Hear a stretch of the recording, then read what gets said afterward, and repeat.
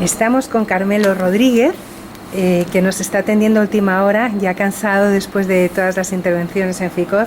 Ha querido hablar para nuestros lectores y se lo agradecemos muchísimo. Carmelo viene de PKMN Arquitectos, que es un gabinete de arquitectura que tiene unas ideas rompedoras desde el punto de vista de lo que es integrar las tecnologías en los espacios vivibles o en los que se va a prestar un servicio o en los que se va a realizar, o incluso para integrar la propia experiencia de producto o servicio que se va a recibir en esos espacios.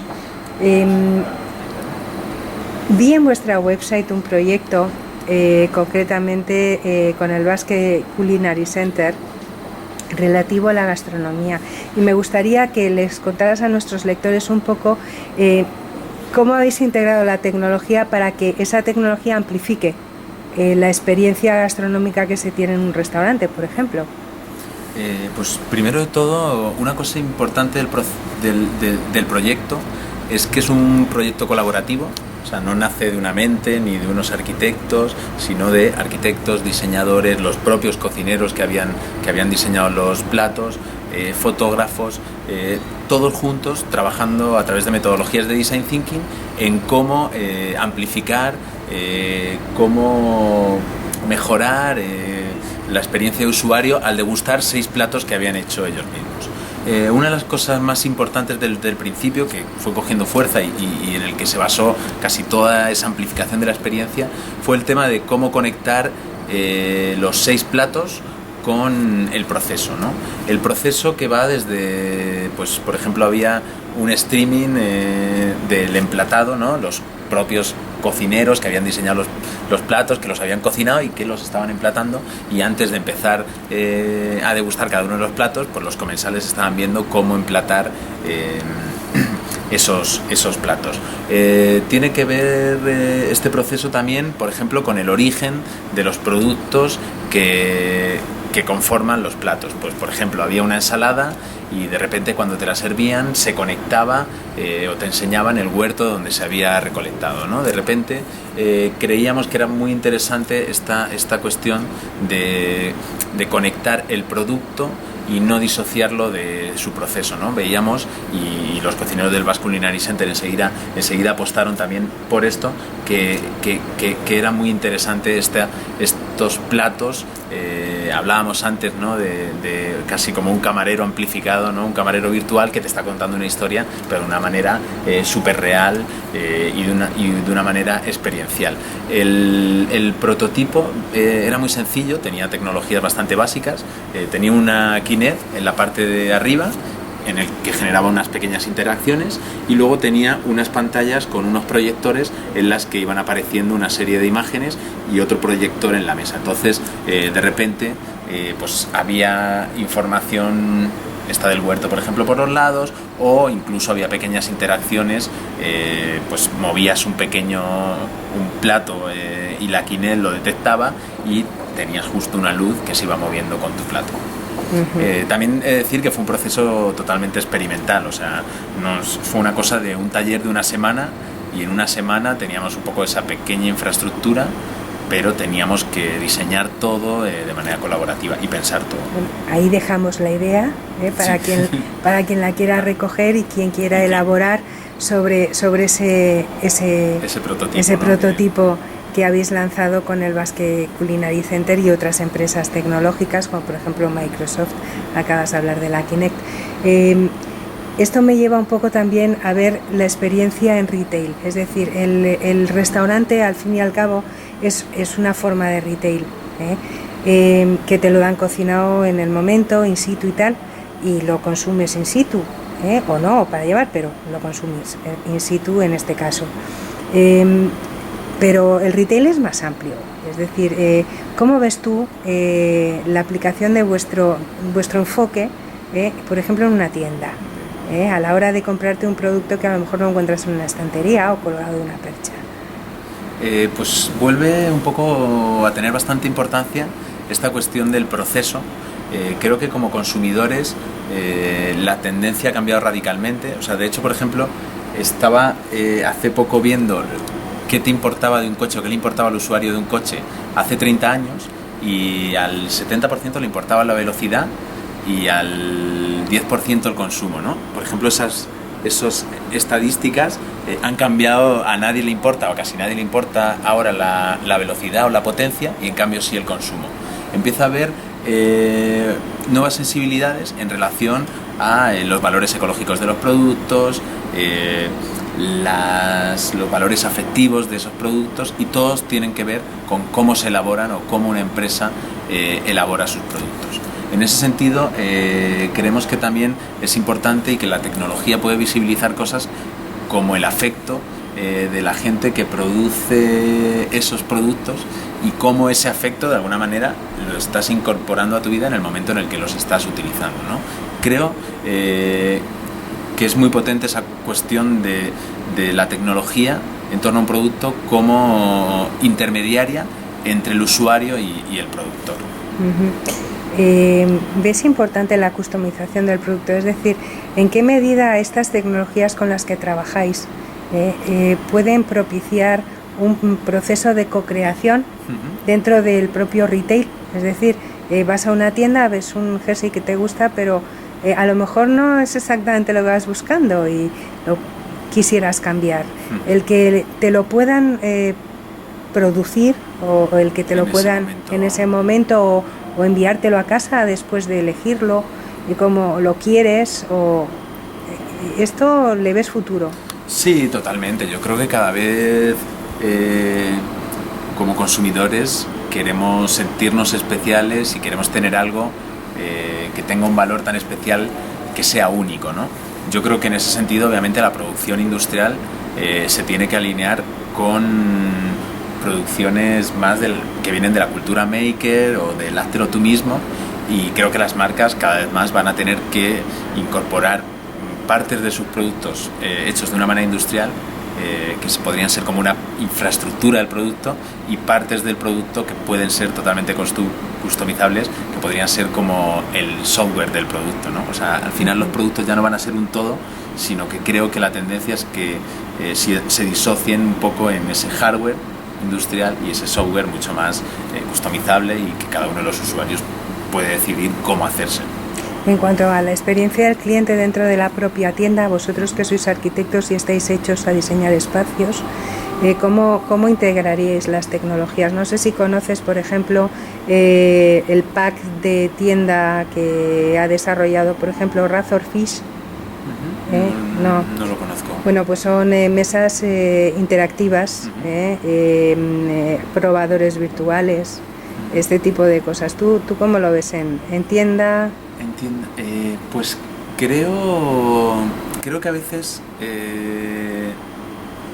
hay un sobreexceso y hay una... Lo digo por ejemplo las o sea, no baldas virtuales, o hay ciertos usos de la tecnología que creo que no van a tener un impacto muy grande en el retail, más allá de la fascinación de las primeras 3 semanas, 15 semanas o primer año. Lo digo por lo que me has comentado, por ejemplo, los probadores virtuales. Si a alguien le gusta la ropa, todo el mundo sabe que no te puedes probar una prenda virtualmente. O sea, puedes tener una primera imagen, pero una prenda te la pruebas en tu cuerpo o no te la pruebas, ¿no? Entonces yo creo que ahí ahora mismo estamos en un estado en el que parece que cualquier cosa vale, ¿no? Y que cualquier cosa, porque sea tecnológica, se tiene que aplicar al retail, y yo creo que vamos a ir también descubriendo, que a todos nos ha pasado, o sea, el querer que todo sea virtual, vamos a ir incorporando y desechando usos que no tienen mucho sentido, y ir optimizando cada vez más esos sistemas virtuales para que realmente la experiencia de usuario pues sea cada vez más, sea amplificada y amplificada y amplificada. Me acabas de contar un proyecto que tenéis de casa móvil, en la cual se mueven los tabiques. Sí. Yo me he acordado enseguida del Yotel, aquel de la tramoya, ¿verdad? No del Yotel, es una casa, es un apartamento en realidad. No es un hotel, son apartamentos en alquiler y tienen su tramoya detrás y se mueven la cama para arriba, para abajo, en fin, que se hace el espacio y se customiza por utilizar otra vez esa palabra, a gusto o necesidad de una persona que dispone de 70 metros, 60 o 50 y no dispone de más, y que en un momento determinado necesita recibir amigos y en otro momento determinado necesita dormir, sencillamente, ¿no? Entonces, ¿tú ves que esto pueda suceder con una tienda? Yo creo que sí. Yo creo que de hecho cada vez las tiendas empiezan también a ser algo más polinuclear, ¿no? Por ejemplo, el surgimiento de las pop-up, ¿no? De repente la tienda ya... hay tiendas incluso que no tienen ya un sitio fijo, sino que salen a la calle o se convierten en sitios polinucleares. Tiene mucho que ver con un hotel que se mueve y dentro de la propia tienda yo creo que también, porque realmente como usuarios en las tiendas en los que los niveles de recurrencia sea alto, todos sabemos que pues en Zara la gente quiere que haya prendas distintas cada X semanas, ¿no? Digo, por hablar de moda o por hablar de algún tipo de tienda, pues yo creo que también eso va a ser un plus, ¿no? De repente encontrarte una tienda distinta cada mes de la misma marca, pues creo que es un valor diferencial bastante interesante, ¿no? Vamos otra vez, no la restauración, ya vamos a ir rozando la hostelería, en un sentido más amplio. Han surgido restaurantes y lugares para eventos que son polidisciplinares, por así decirlo. Es decir, en un momento dado sirven de sala de conferencias y en otro momento determinado te sirven de pista de baile. Entonces, este concepto que vosotros tenéis de movilidad se ajustaría, yo creo que muy bien un poco a esta tendencia del multiespacio, como se llama. ¿Tenéis algún proyecto relacionado con multiespacios? Con multiespacios más allá de la vivienda. Más allá de la vivienda, sí. Pues así, o sea, así de esa manera, no, sí tenemos un proyecto que creo que puede tangencialmente tener relación, que era una sede para una empresa emergente de branding que se llamaba Inopia, que tiene varias de estas cuestiones. Lo primero era una sede móvil, en el sentido de que eran unos contenedores que llegaban al sitio totalmente equipados, se levantaban, el solar de hecho era un alquiler, podía estar ahí 1 o 2 años y te lo podías llevar a otro sitio. Era un sistema móvil, era un sistema flexible en el sentido, 1, de que te podías llevar tu sede a otro sitio si querías, y 2, que también trabajamos, aparte con esos contenedores totalmente equipados, con una serie de suelos que subían, bajaban y que generaban los despachos o se podían levantar, y todo en un espacio diáfano, unas cajas que salían, que podías combinarlas. En ese sentido, parte un poco de esa cuestión multiespacio. Yo creo que es una cuestión bastante interesante también para, sobre todo, los centros de trabajo, ¿no? O sea, cada vez más las maneras en las que trabajamos dependen menos de una sola posición, ¿no? Ya no todo el mundo trabajamos solo pues máquina de escribir y sentado, sino pues tienes una computadora que se puede mover a muchos sitios, tienes una reunión, estás de pie, estás de una manera más informal, de repente en las empresas se hacen cada vez más actos sociales, ¿no? Se socializa más. Creo que ahí sí que obviamente hay un campo de experimentación bastante amplio, en el sentido de que obviamente ha habido una transformación social muy grande de lo que supone el trabajo. Las maneras de trabajar son cada vez más divergentes y los espacios, muchas veces las oficinas en las que trabajamos se parecen bastante a las oficinas como de hace 20, 30 años, ¿no? Ahí yo creo que hay un campo de experimentación bastante interesante y que iremos viendo en los próximos años, ¿no? Cómo cambian, cómo las oficinas se convierten en otras cosas. Quería hablar contigo también un poco de... hay una tendencia en hostelería que es a generar experiencias especiales y además rotativas, es decir, que van cambiando en ciertas habitaciones. Por un lado, ahí tenemos un punto de flexibilidad y de movilidad, y por otro lado también quería hablar contigo de las habitaciones inteligentes. Es decir, cómo está cambiando un poco desde el punto de vista de un arquitecto que os dedicáis a este tipo de cosas. ¿Cómo ves esta tendencia a la Smart Room, por llamarla de alguna forma, el Smart Hotel, ¿vale? En Japón hace poco que han sacado un hotel que los recepcionistas, bueno, te puede atender un dinosaurio que es un robot, literalmente, ¿no? Todo este tipo de cosas que ahora mismo están en ebullición, que no se sabe muy bien dónde van a parar. ¿Tú cómo ves el futuro? Es decir, ¿cómo lo ves? Pues veo un poco el futuro en dos direcciones. Creo dos direcciones en relación a cómo se utilizan las habitaciones de hotel, ¿no? Una es un uso hedonista de la habitación de hotel y otro es un uso muy pragmático.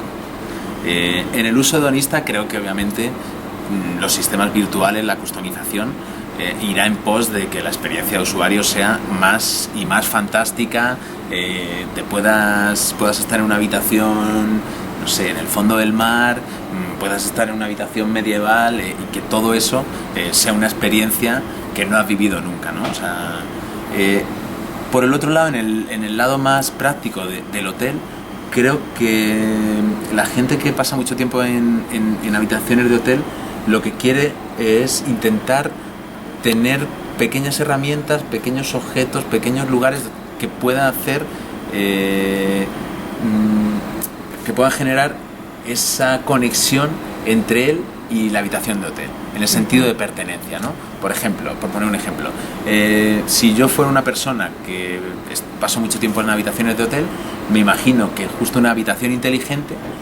tendría un marco en el que en cuanto entro pone la foto de mi familia, por ejemplo, o una foto que he decidido, ¿no? Es esa forma de sentirte bienvenido en la habitación, pues es una manera de customizar, una manera de hacer la habitación más tuya. Yo creo que, pues igual también, no sé, imagino gente que, a lo mejor no sé si es muy común, pero que justo entra y de repente el papel pintado de la habitación es el papel pintado de su casa, ¿no? A lo mejor le interesaría, o es el papel pintado de un lugar de pertenencia, ¿no? Yo creo que todos los sistemas virtuales, digitales, que hagan que la habitación de hotel se convierta en tu casa, para esa gente que usa de manera masiva el hotel, se van a ir incorporando. Esto nos lleva al uso de la realidad virtual en las propias habitaciones de hotel y en los hoteles. ¿Hay alguna experiencia ya? NH lo ha hecho alguna vez, temporalmente, con algún hotel, y tú veo que el futuro lo ves más en ese tema. Las tecnologías móviles, o sea, lo que es el móvil, a los efectos de mejorar la experiencia del usuario en los hoteles, ¿cómo lo ves? ¿En qué direcciones lo ves? Dices a través de tu smartphone. Sí, exactamente. Conectar tu smartphone con la habitación y con los servicios del hotel. Sí, yo creo que la conexión va a ser total, en el sentido de que cada vez más el smartphone es tu medio de decir las cosas, ¿no? Entonces, en ese sentido, es mucho más utilitario, más sencillo decir las cosas por tu smartphone, porque cada vez no porque sea mejor, sino porque cada vez nos estamos habituando más a ello, y eso va a sustituir muchos servicios, como, no sé, la llamada que te traigan el desayuno, o pedir, o incluso pedir algo que, no sé, pues no hay toallas, etcétera, etcétera. Yo creo que todo eso, incluso ya tu smartphone lo va a detectar, ¿no? De repente le podrás hacer casi, no sé, la foto al hueco de las toallas y detectará, y alguien directamente solo con esa foto te traerá tus toallas. La toalla que necesitas, ¿no? Y en función de, por ejemplo, aparejar servicios a una habitación mediante pago, es decir, lo que son las apps de las habitaciones inteligentes, pues por ejemplo, puedes contratarte un conserje virtual si lo quieres, en una misma habitación, es decir, no tener que compartimentar el hotel y tener una planta VIP, por ejemplo, sino que cada habitáculo pueda convertirse en una habitación VIP sencillamente con una app de móvil. Este tipo de cosas, ¿cómo lo ves? Pues sí, yo creo que... ¿Os facilita la vida a los arquitectos o os la complica? Eso de tener posibilidad de transformar un mismo espacio espacio. En eso yo lo veo de dos maneras. O sea, por un lado, obviamente hay unas cuestiones prácticas, que siempre concentrar el espacio en un lugar, ¿no? Y especializarlo, pues de una manera pragmática es más fácil de resolver espacialmente. Yo creo que es más efectivo, optimiza recursos, etcétera, etcétera. Pero sí que en ese sentido, esa cuestión de intentar incorporar, por ejemplo, a la habitación todas las cosas o todos los posibles espacios del hotel, el peligro que veo es que a veces corremos el riesgo de perder lugares de relación, ¿no? Entonces ahí sí que veo que ya pasó, por ejemplo, en la vivienda, la llegada de la televisión, la llegada de una serie de conectores con el resto del mundo hizo que la gente fuera menos a los cines, que la gente fuera menos a teatros, que la gente saliera menos a la calle, ¿no? Entonces, claro, ahí yo creo que también la tecnología tenemos que ponerla a nuestro servicio, ¿no? Y entonces, si Facebook, por ejemplo, como conector, te hace quedar menos con tus amigos, pues a lo mejor no es una herramienta tan útil, ¿no? Si Facebook lo utilizas bien y te hace conectarte, pues con, yo qué sé, yo soy arquitecto y con un arquitecto en Japón que está interesado en las mismas cosas que yo, incluso con alguien que te gusta de Estados Unidos, pues entonces es una herramienta interesante, ¿no? Yo creo que ahí también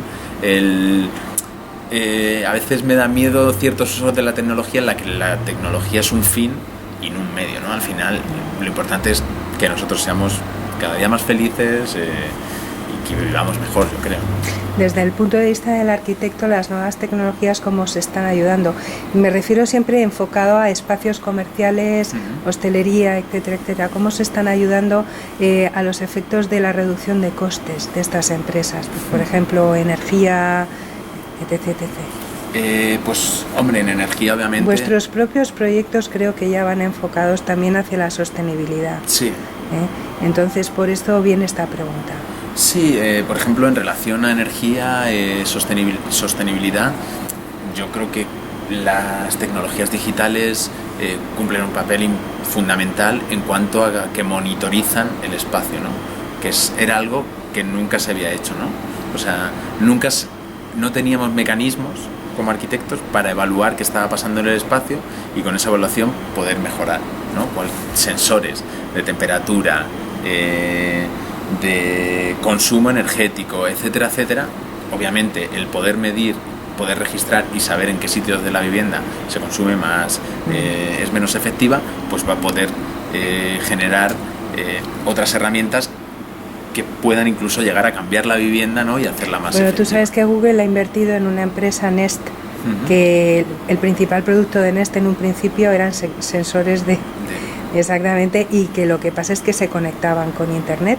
Es decir, entonces en este sentido iba la pregunta un poco, ¿os está ayudando? ¿Os está...? Sí, no, obviamente, es todo lo que sea analizar lo hecho para mejorar, pues obviamente genera una evolución bastante importante. Eso, de hecho, también en relación a las Smart Cities es uno de los retos pendientes, ¿no? O sea, el espacio público, por ejemplo, nunca se ha evaluado. Nunca se ha cambiado un banco en una plaza diciendo, mira, es que en este banco no se sienta nadie. Pues un sensor en cada banco que te cuente las veces que ha sido presionado, decir, no, es que ese banco no se ha sentado nadie en un año.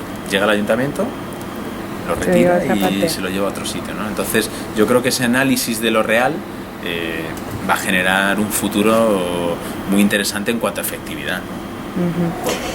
Y ya la última pregunta que te hago, ya que habéis estado hablando de procesos de producción colaborativa y de todo esto, me gustaría saber desde tu punto de vista cómo todas estas realidades internet, realidades virtuales, etcétera, etcétera, pueden convertir al cliente, tanto de retail como de un hotel, como de un restaurante, en co-creador de la experiencia. Sí, yo creo que eso es fundamental. Y es el siguiente paso, ¿no? O sea, todavía hay pocas experiencias que van en este sentido, o no tantísimas, en el sentido de que muchas de estas tecnologías emergentes solo pueden ser utilizadas por especialistas de alguna manera, y no existe tanta capacidad del usuario para poder variarlas.